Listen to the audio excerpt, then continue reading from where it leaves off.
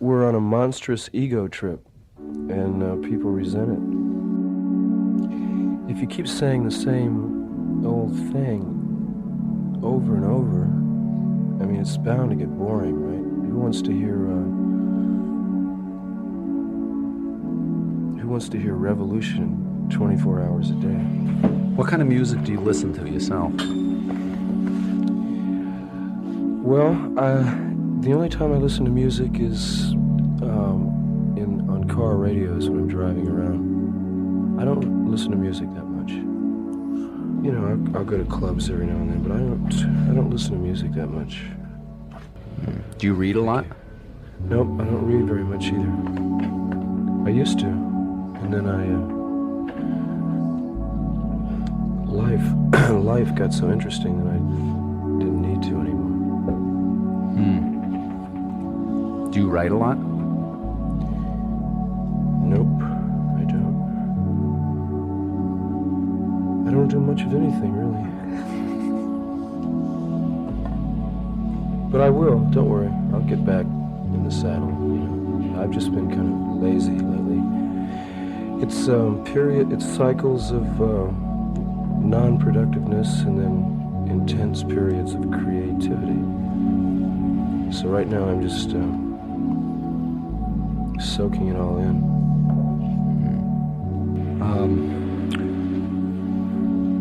About money. Like wealthy enough?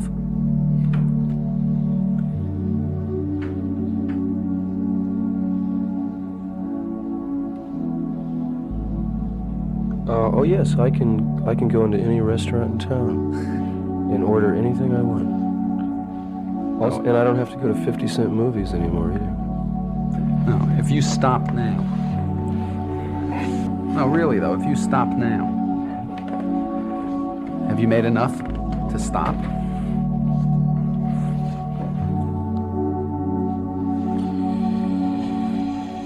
Let me think. Nope, I'm just so greedy, you know, just the more I can get, the better, you know, just,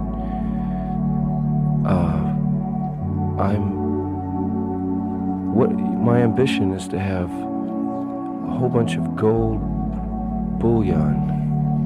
Is that the proper terminology? Big gold bars, you know.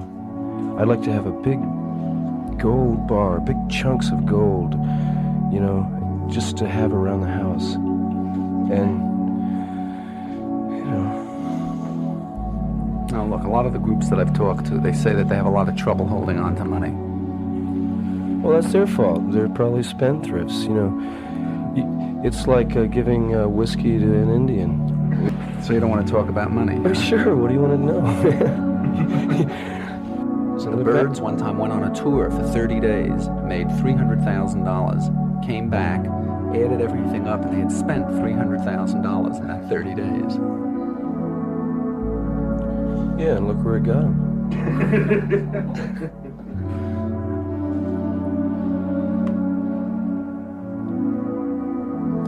I think, you know, I dig money because I've always said this.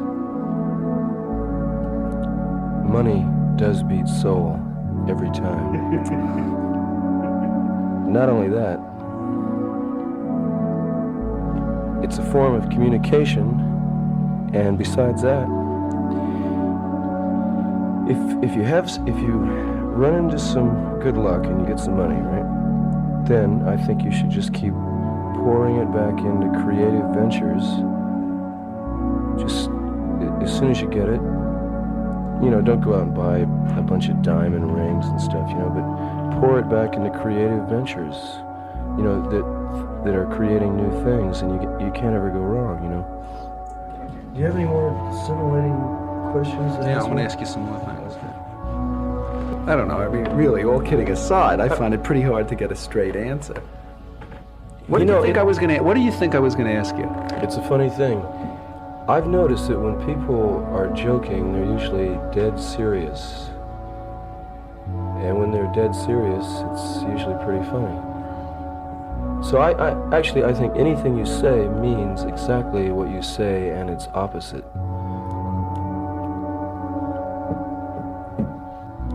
You want to compare biceps? Do you want that arm wrestling match, Howard? Are you ready? Are you in shape? Yeah. Well, wait till the interview's over.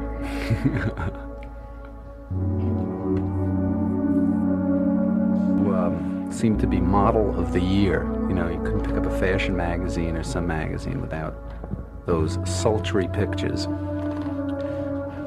Sulky, too. Yeah, right. More sulky than sultry. Sordid?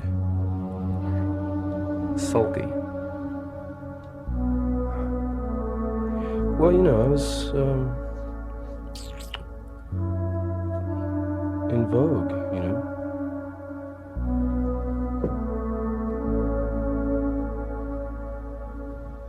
What'd that mean to you, though, you know, at that time? I don't know, I must have been out of my mind to do that. Can you imagine? Can you imagine doing that? No, that's why I'm asking you. Posing for a picture? Can you imagine? You know, and really looking in the camera and really posing? It's insane. I must have been out of my mind. What'd you think, though, at the time? I thought I knew what I was doing, you know. I thought, well, you know, I knew what I was doing. And then the horrible thing about a photograph is once it's done, you can't destroy it. It's there forever. So can you imagine when I'm 80 years old and I have to look at myself, you know, posing for these pictures and everything? There was all this talk about your sex appeal, you know, about how all women of different ages. In fact, I wrote that in The Voice way before, you know, pretty early. That's another thing, see? You know, talk gets around, talk, crazy talk like that. What happens? You know?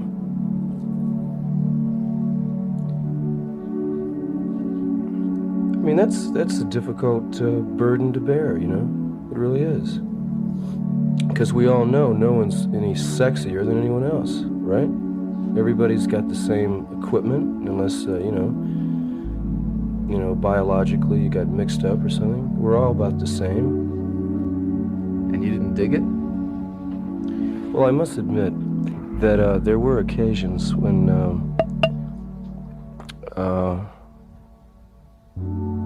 having a reputation like that did help me out in some tight situations. And plus I got to meet a lot of groovy ladies that otherwise I would, you know, they probably wouldn't even have noticed me, you know. So in that respect, it was all to the good. I know what I could write an American folk song, you know, something that would appeal to everyone. And everyone would say, gee, what a great guy. Who do you like? The best. I'm not telling you, you know, no particular age group or style of music or anything, but who do you like the best? I guess Dylan. I knew it. Why'd you know it? 'Cause your hair is so curly. I must confess I do. Why do you say that so reluctantly? I don't know, I went through a period where I didn't like him, and then all of a sudden I started liking him again. I don't know why. I think he just keeps getting better and better.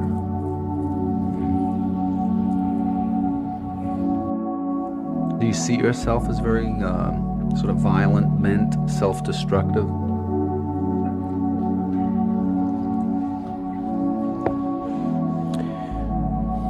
Well, not in my more sober moments, I don't. But, you know, I think everyone has that urge for self-destruction, you know, it's like your first piece of ass. I don't see that. Don't you remember? You know, you hear everything about it. You know, everyone's talking about it all the time. And so you kind of have this itch to try it, see what all the talk's about, right? I think everyone possesses that to a slight degree. About self-destruction? Mm-hmm.